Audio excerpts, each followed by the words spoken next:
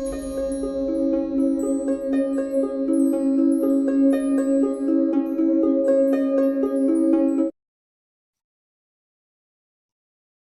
உறவுகளுக்கு வணக்கம். மிக நீண்ட இடைவெளிக்கு பின் நமது யூடியூப் சேனல் தொடர்ச்சியாக இயங்க உள்ளது. இதுவரை நீங்கள் தந்த ஆதரவிற்கு பெரும் நன்றிகள். அதுபோல் மேன்மேலும் உங்கள் ஆதரவினை வழங்குமாறு பணிவுடன் கேட்டுக்கொள்கிறேன். இனிவரும் பதிவுகளில் புராணங்களில் ஒளிந்துள்ள அண்டபிண்ட ரகசியங்களும் அன்பு உறவுகளுக்கு சுவாரஸ்யமாக இருக்க வேண்டி புராண கதைகளையும் பதிவுகளாக தர இருக்கிறோம். சமகாலமாகிய கலியுகத்தில் வாழ்ந்து வரும் மனித இனத்திற்கு சவாலான தந்திரம் ஒன்று உள்ளது. உலகில் உள்ள அத்தனை ரகசியங்களுக்கும் சிம்ம சொப்பனமாக திகழக்கூடிய தந்திரம் அது. காலபைரவ தந்திரங்கள் 112 ஒன்றான தந்திரம். அனைத்து மதங்களிலும் அனைத்து சமயங்களிலும் பல வேற்றுமை கதைகள் இருந்தாலும் அவை அனைத்திலும் உள்ள உயிர் நாடியான ஒற்றை தந்திரம். இது எளிதும் அல்ல, கடினமும் அல்ல. இது எளிதாகவும் இருக்கும், கடினமாகவும் இருக்கும். இந்த தந்திரத்தை கேட்டதும் இது ஒரு தந்திரமா என்று கூட தோன்றலாம். ஆனால் இந்த தந்திரம்தான் ஏற முடியாத சிகரத்திற்கு அழைத்துச் செல்லும் அகரம்.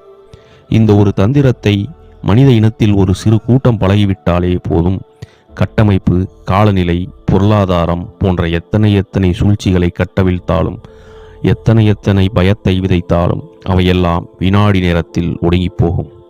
பொதுவாக தந்திரங்களின் சிறப்பு என்னவெனில், நீங்கள் எப்படி வேண்டுமானாலும் எந்த நிலையில் வேண்டுமானாலும் இருந்து கொள்ளுங்கள். உங்களுக்கு எந்த விதிமுறையும் கிடையாது. நீங்கள் இருக்கும் நிலையிலேயே தந்திரங்களை பழகலாம். ஆனால் நீங்கள் பழக பழக உங்கள் நிலையில் மாற்றம் தானாகவே நிகழும். நீங்கள் இதற்கு முன்னர் அறம் அற்றவராக கூட இருந்திருக்கலாம். ஆனால் அது மாற்றமடையும். சரி, தந்திரத்தை பார்க்கலாம். எவ்வுயிரையும் தம் உயிராக பாவித்தல். இதை பார்த்ததும் இது ஏதோ உயர்ந்த தன்மை போல உங்களுக்கு தோன்றலாம். ஆனால் இது ஒரு தந்திரமே. இது ஒரு பயிற்சி முறையே. காலம் எனும் கொடும் சிறையை மிக எளிதாக திறக்கும் திறவுகோல்தான் இந்த தந்திரம். எப்போது இந்த தந்திரம் ஒரு பயிற்சி நிலையிலிருந்து மாறி அம்மயமாகிறதோ, இயல்பாகிறதோ, அப்போது அதன் மகத்துவம் சொல்லி மாளாது. சரி, தந்திரம் நோக்கி செல்வோம். தினமும் 1 மணி நேரம் மட்டும் எடுத்துக்கொள்ளுங்கள். அந்த 1 மணி நேரத்தில் உங்களை சுற்றியுள்ள ஒவ்வொரு உயிரையும் உங்கள் உயிராகவே பார்த்து பாவித்து பின் உணரத் தொடங்குங்கள். உதாரணமாக, அருகில் ஒரு உயிருக்கு காயம் உண்டானால் அதை உங்களுக்கு வந்தது போல பாவித்து உணருங்கள். ஒரு உயிர் பசியில் வாடும்போது அதை பார்த்து உங்களுக்கு பசி உள்ளதைப் போல நாள் தவறாமல் செய்து வர வர பயிற்சி நிலை இயல்பு நிலையாக மாறத் தொடங்கும். அதன் பின் அன்பு எனும் கற்பம் உங்கள் உடலிலும் மனதிலும் மாற்றத்தை நிகழ்த்தும்.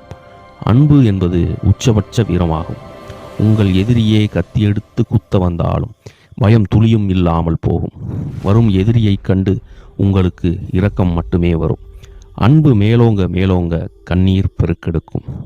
அந்த மாற்றமே ஐம்பூதச் சீர்மையை உண்டாக்கி வாதபித்த சிலேத்துமம் சமனாகி கலைகள் கைவரத் தொடங்கும். சித்திகளும் கைகூடும். அதிலும் மகா சித்திகளான 8ம் கைவரப்பெறும். வாத வித்தைகள் எளிதில் கூடிவிட்டால் உங்களை எதிர்க்க ஒருவர் நினைத்தாலே அவர் ஸ்தம்பித்து விடுவார். இந்த தந்திரத்தை தான் கீதையில் அர்ஜுனனுக்கு கிருஷ்ணன் விளக்கினான். என்னை அறிந்தாய், எல்லா உயிரும் எனதென்றும் அறிந்தாய், மன்னரும் நானே, மக்களும் நானே, மரம் செடி கொடியும் நானே என்று. இதே தந்திரத்தை தான் வள்ளலாரும் ஜீவகாருண்யம் என்று பின்பற்றினார். இந்த ஒற்றை தந்திரத்தை செயல்படுத்திதான் பெருவாரியான சித்தர்கள் எளிதில் சித்த நிலை அடைந்தார்கள். எத்துணையும் பேதமுறாத எவ்வுயிரும் தம்முயிர் போல் எண்ணி உள்ளே ஒத்துரிமை உடையவராய் உவக்கின்றார் யாவரவர் உளந்தான் சுத்த சித்துருவாய் எம்பெருமான் நடம்புரியும் இடம் என நான் தெரிந்தேன்.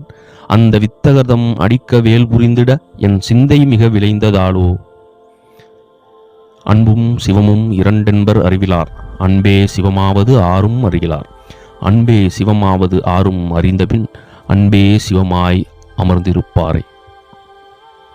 அன்பெனும் பிடியுள் அகப்படும் மலையே, அன்பெனும் குடில் புகும் அரசே, அன்பெனும் வளைக்கு உட்படும் பரம்பொருளே, அன்பெனும் கரத்தமர் அமுதே, அன்பெனும் கடத்துள் அடங்கிடும் கடலே, அன்பெனும் உயிரொளிர் அறிவே, அன்பெனும் அணுவுள் அமைந்த பேரொழியே, அன்பு உருவாம் பரசிவமே.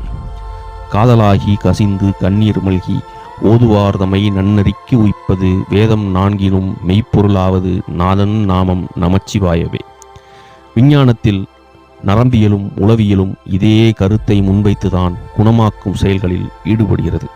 மாபெரும் இந்த ஒற்றை தந்திரத்திற்கு நேர் எதிராகத்தான் கட்டமைப்பு மனிதர்களை பணம் புகழ் போன்ற அங்கீகார தேடலில் சிக்க வைத்து தான் மட்டுமே உயிர் என்பது போல நினைத்து கொள்ள வைக்கிறது. கூடுதலாக உலகில் உள்ள மனிதர்களுக்கு மனிதத்தன்மை மட்டும் மறக்கடிக்கப்பட்டு பேராசை, வஞ்சகம், சூழ்ச்சி, பொறாமை போன்ற குணங்களை பெருக்கும் மாந்திரீக ரகசியங்களை இன்று திரும்பிய பக்கமெல்லாம் கடலை மிட்டாய் போல மலிவாக இருப்பதுதான் கலியுகத்தின் சிறப்பு. இதே நிலை நீடித்துச் சென்றால் நிச்சயம் உலகப்போரும் வரும். அந்த நிலையில் இன்று ஓடி ஓடி தேடி சேர்த்த பணமும் மதிப்பிழக்கும். அதன் பின் மனித இனத்தின் அடிப்படையான மனித நேயத்தை இழந்த மனிதர்கள் சாம்பி போல அடித்துக்கொண்டே சாவார்கள். அதே மனித இனம் ஒன்றிணைந்து செயல்பட்டால் ராணி என ஓமையாக சொல்லப்படும் எதிர்மறை ஆற்றலின் ஏவல் அடிமையும் மனிதர்களிடமே சரணாகதி அடையும்.